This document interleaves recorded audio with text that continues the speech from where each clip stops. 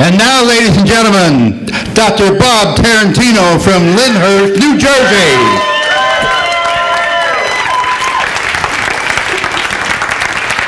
Thank you, thank you, thank you, thank you. Please sit down.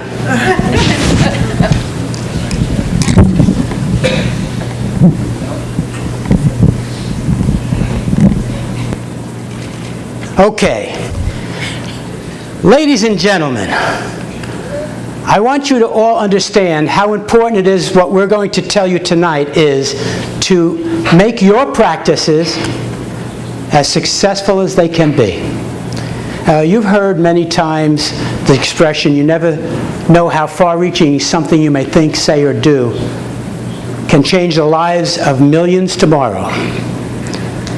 Well, we're not going to talk about the things you can think or do, but we are tonight going to speak about the things you can say to change the lives of the millions of people that we can change through chiropractic. I live in a chiropractic world, as you know, but I must make you understand that that's just me. There are a lot of people out there that don't live in a chiropractic world, and it is our job as chiropractors to explain to them exactly what chiropractic is.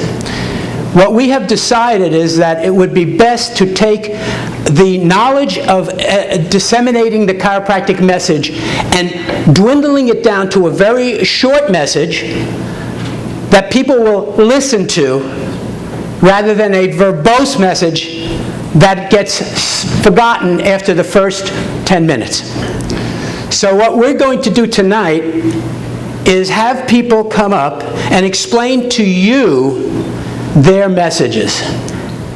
I was fortunate enough in 1967 to graduate from chiropractic school, and up until that time I knew nothing about chiropractic. Can you imagine that? As a chiropractor graduating from chiropractic school, no one took the time to change my life. Until such time, in 1971, I was given a message by two people, one Dr. Reggie Gold, Dr. Irene Gold's husband, and the other by a gentleman by the name of D.D. Umber. And Dr. Umber was a vice president in Life Chiropractic College, and he, at the DE meetings, used to give an orientation. We called them orientations. And so basically what we were doing was getting the message for the first time for Bob Tarantino. So we don't want that to happen to the people that you come in contact with. So that's what we're going to talk about tonight. We're going to talk about how you can change the lives of millions tomorrow with your message. Okay, this is what we call a brief encounter orientation. A brief encounter, I don't like the terminology of a doctor's report. Doctor's report of findings. It's an orientation. It's orientating you to an understanding of our philosophy and what chiropractic is.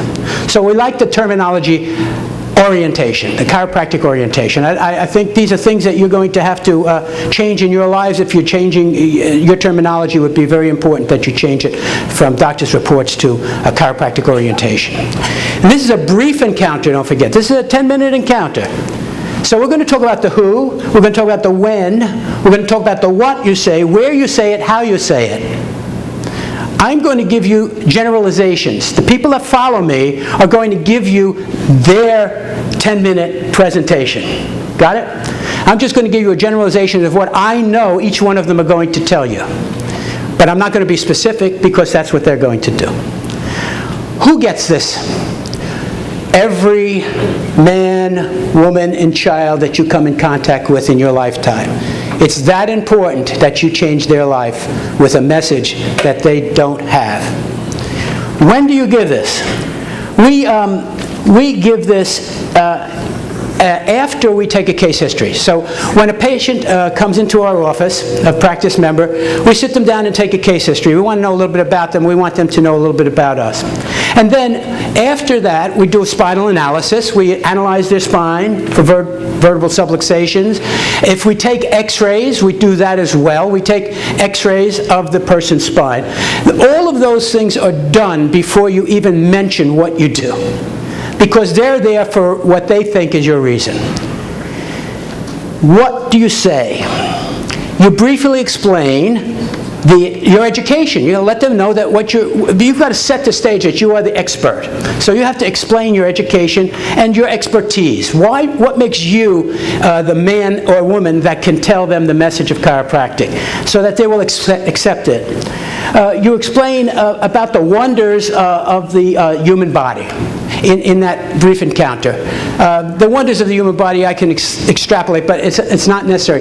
Right now, all you know is that it is an amazing organism, and the body is a self-repairing, self-healing, self-protecting organism, and you want them to understand that their body has amazing capabilities. You also want them to understand that the nerve system controls all of those functions. So you make sure that they know that the nerve system, brain, spinal cord, spinal nerves, go to every part of the body, and the body has to have a proper nerve supply in order to function at its highest levels. You let them know in your way. And then you explain what a vertebral subluxation is.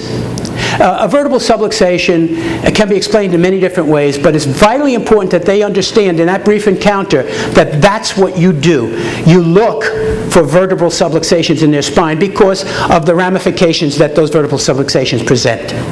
Once you've done that, you explain what you're going to do to help them express themselves in a better way by giving them what we call, and the terminology is vitally important, we're not manipulating, don't forget folks, we are adjusting the spine.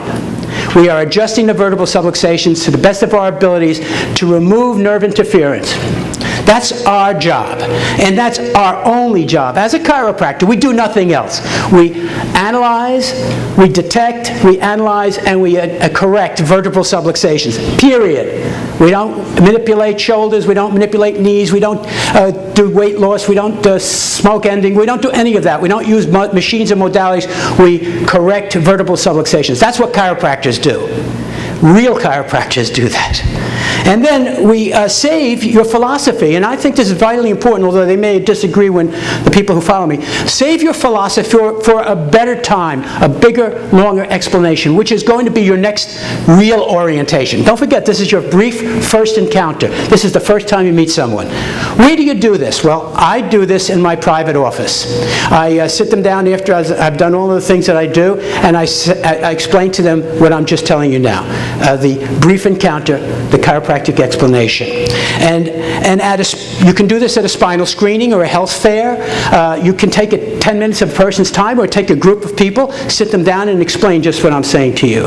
And then you could also do it one-on-one. Sometimes we come into a party or a social organization and say, what is a chiropractor? Now, to sit there and amongst a bunch of people and try to explain that's kind of foolish. What I would suggest is, if you're really interested, come on, let's go into the kitchen, or let's go into another room where it's quiet, and I'll take 10 minutes of your time and my time, and then I'll lay my trip on them. There's nothing wrong with doing that. And it gives them, and then of course, obviously you would like to influence them into your office so that they can get the full explanation. How do you do this? This is very important, very important. It's been said by Dr. Jay Corson earlier today. Keep it simple. Don't try to wow them with neurology. Don't try to wow them with your expertise. Don't try to give them the verbiage that confuses them. Keep it simple.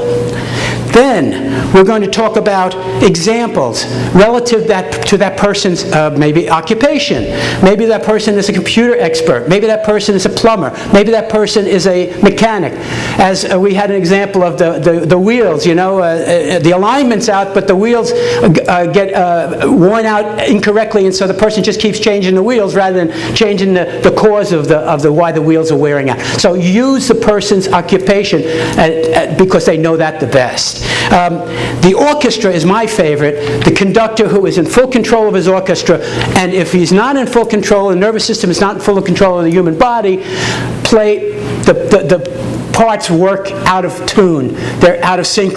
They're out of organization. So as a conductor, he has to be in full control of every instrument, just like the brain has to be in full control of every instrument in your body, which is every part.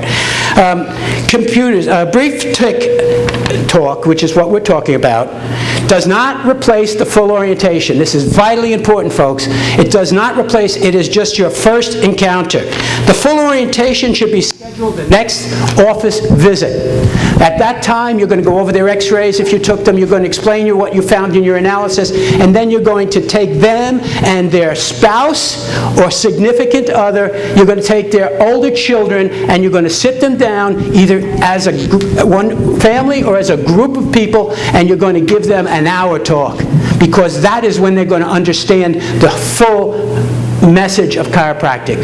So you get them into that hour talk orientation, and then after all of that, only then do you take them and check out their spines and give them a spinal adjustment. You do not do anything with that person until they have the message given to them. That's what we're going to talk about tonight. Thank you very much.